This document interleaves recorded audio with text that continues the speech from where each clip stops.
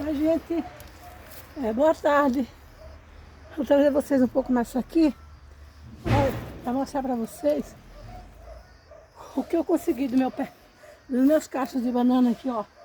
Fez um ano que eu plantei. Já a segunda colheita, né? E o outro tronco ainda não tirei, que o tronco ou o pseudocaulis, como o povo fala, né? Cientificamente. Mas como eu sou do norte, eu falo tronco mesmo. Vou mostrar pra vocês aqui, que ele tá muito pesado. Ó, ele é muito pesado. Não dá pra eu virar, né? O que eu queria falar sobre o... Deixa eu mostrar mais ele só. Falar sobre o tronco da bananeira. Ou pseudocaulis. Assim, quando a gente era pequeno, hoje o pessoal fala assim, né? Vamos comer biomassa de banana verde. Gente, isso para mim não é novidade. Porque quando eu era pequena, eu fui criada num lugar chamado Catende, uma cidadezinha pequena, num sítiozinho às margens do rio Pirangi, que tinha como terreiro, quintal, na frente da casa, a linha do trem. A linha está lá até hoje, os rios também, só não está as casas. E de frente, de costa, de lado, era banana verde. E o que a gente fazia? Quando a gente chegava da escola, mais ou menos uma hora, que eu estudava de manhã, detalhe, meia hora de caminhada para o centro da cidade de Catende. O lugar chamava-se Bexiguento. Um vilarejo depois do 18, o 18 hoje está uma vila grande. E nós íamos meia hora de caminhada, nós e um pessoalzinho que morava no engenho na frente de Gamileira. E quando a gente chegava de tarde, uma hora, eu e meus irmãos, a gente corria para o rio tomar banho. Quando eu subia para casa, minha avó já estava com uma panela enorme de feijão, com bucho, tripa, orelha de porco, pé de porco e às vezes um pouquinho de charque. Não vai me aparecer, porque o interessante não é eu aparecer, né? É falar sobre a bananeira e sobre o meu convívio com a bananeira.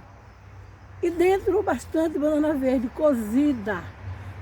Em seguida, na panela, na boca dos fundos, tinha uma panela de molho de tomate miúdo, aquele tomatinho que a gente pega nas canas, aquele caipira, que lá dá muito no tempo de inverno, né?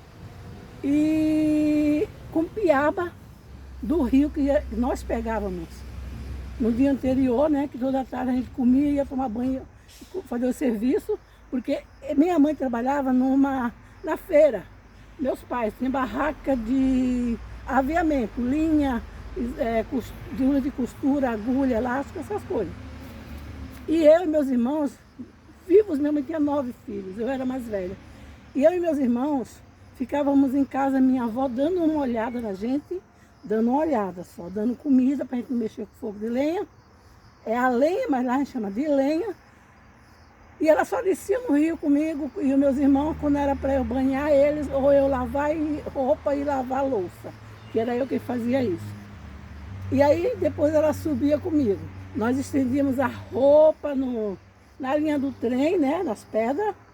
Os maquinistas eram tão bonzinhos, quando eles vinham na esquina, na curva, ele sabia que tinha criança por ali, ele buzinava, ele apitava, aquele apito, né?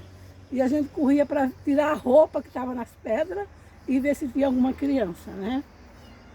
E a gente comia aquilo. Minha avó fazia macarrão, fazia arroz escorrido, aquele que lava com água e sal, depois escorre e lava. E a mistura? A mistura é o que estava dentro do feijão. E quem não quisesse comer, fizesse um ovo e comia. E pronto, acabou.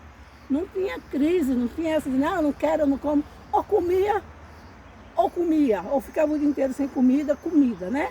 Porque o resto não faltava as frutas da época. Tinha banana madura, tinha manga, tinha laranja, goiaba, araçá, carambola. Tinha todo tipo de fruta da época, né? Mamão, né? Que sempre dava.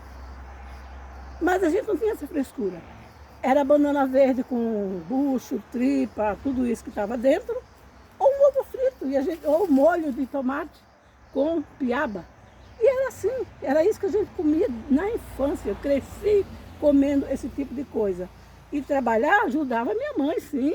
Minha mãe ia ganhar o pão de cada dia, o mais grosso, e eu a mais velha, eu ajudava minha mãe. Eu ia buscar lenha com a minha avó, com as mulheradas vizinhas, mas os meus irmãos menores, ou os que aguentassem andar meia hora de caminhada para trazer o fecho de lenha para cozinhar, porque a gente precisava cozinhar, não é? Eu lavava a louça, eu dava banho meus irmãos e eu lavava a roupa. Com o olhar da minha avó, porque eu tinha o quê, uns 10 anos, com o olhar da minha avó, por exemplo, não se afogar, eu estava ali, porque eu aprendi a nadar desde cedo. Trabalhei sim, ajudei muito a minha mãe. E eu não acho que foi ruim, que foi desonra. Minha mãe não criou filhos preguiçosos. Minha mãe criou filhos para o mundo. Eu vou sair para trabalhar e vocês se viram aí. Tinha um adulto perto, tinha, a minha avó. Mas o resto era eu que fazia. E os meus irmãos me ajudavam. Ou seja, eu nunca tive crise com isso, nunca tive problema com isso. A gente era pobre, mas era um pobre que tinha que comer. Meu pai nunca obrigou a gente a sair para trabalhar, para sustentar a casa, como muitas pessoas dizem que fizeram. Eu creio que sim, mas minha avó nunca fez isso. A minha mãe mesmo, meus avós, o pai da minha mãe, fazia isso. Minha avó e meu tio mais velho, minha mãe e meu tio mais velho, saía para o mundo para ajudar ele a trabalhar, para trazer as coisas para dentro de casa. Já meu pai não. Só que meu pai tinha um porém, ele não queria que a gente estudasse, que era muito trabalho, mas a minha mãe falava, não, eles vão ter que estudar. Se você estudou, aprendeu como era grande, o problema é seu, meus filhos vão estudar. Se nós não nos formamos, não fizemos nada na escola de formatura, isso aqui, porque era preguiçoso mesmo. A gente tinha preguiça de estudar, todos nós. E muitos deles veio estudar depois de velhos, enfim. Mas tivemos oportunidade sim. E aquela época, eu nasci em 56, aquela época também era barra, né? Mas tínhamos que comer, tínhamos onde dormir. Claro, não tinha luz, não tinha água. A água era cacimba e era o rio. Mas era o que a gente tinha naquela época. A gente não tinha que desejar nada mais do que a gente tinha. A gente estudava, a gente brincava, a gente comia fruta, a gente subia em árvore, a gente pescava. Eu tive uma vida decente. Foi daí. Agora, se nessa época eu tivesse conhecido, né? Gente, pensa bem. Se eu mudar para ela aqui. Se eu tivesse a ideia que eu tenho hoje, se eu tivesse lá atrás, eu usaria o tronco da bananeira para fazer peças para ajudar a minha mãe a ganhar um pouco mais na barraca dela, porque ela tinha barraca na feira. Se tivesse as peças que eu sei fazer hoje, minha mãe ganhava um pouco mais, mas é aquela coisa, como a Bíblia fala em Eclesiastes 3, que há tempo para todas as coisas. E acho que o tempo de eu conhecer o tronco da bananeira e a arte que ela faz é hoje. Então eu agradeço a Deus por ter vivido tudo isso. Eu tenho essa memória afetiva muito boa.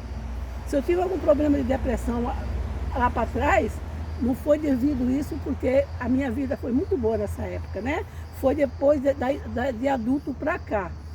Mas hoje estou aqui, ó, vivendo, trabalhando, né, com o tronco da bananeira, e agradeço a Deus por isso, que eu tive essa vida, tá? Isso é um pouquinho da minha história com a banana, né? E eu como banana verde até hoje, porque a metade do meu cacho de banana eu comia ela cozida no feijão, viu? Então, eu não fiquei com esse trauma não, porque eu gosto muito.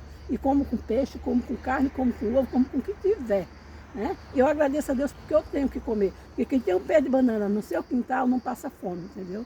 Quem planta não passa fome. Uma batata, uma mandioca não passa fome. É mentira dizer que passa. Passa necessidade de algumas coisas, mas fome mesmo não passa, porque eu não passei. Tá bom, gente? Aí eu vou mostrar aqui, vou subir um pouquinho para mim. Então, aí estou aqui agradecendo a Deus e a vocês que gostaram desse vídeo. Vocês possam curtir, comentar, se inscrever no meu canal para que eu possa estar trazendo coisas melhores para você. Eu sei que meus vídeos ainda estão meio chucro, porque ainda não achei ninguém que me ajudasse a editar, a fazer um monte de coisas, mas eu ainda vou conseguir, tá bom? Muito obrigada para vocês que vão... e se tiver alguém de Catende, do 18, do Bexiguento, de Gamileira, o Engenho depois, que assistir esse vídeo, entre em contato comigo, para a gente matar a saudade, conversar sobre nossa cidadezinha querida Catende, tá bom? Que um dia, em nome de Jesus, eu voltarei para lá. Um beijo, gente. Vou desligar aqui um pouco.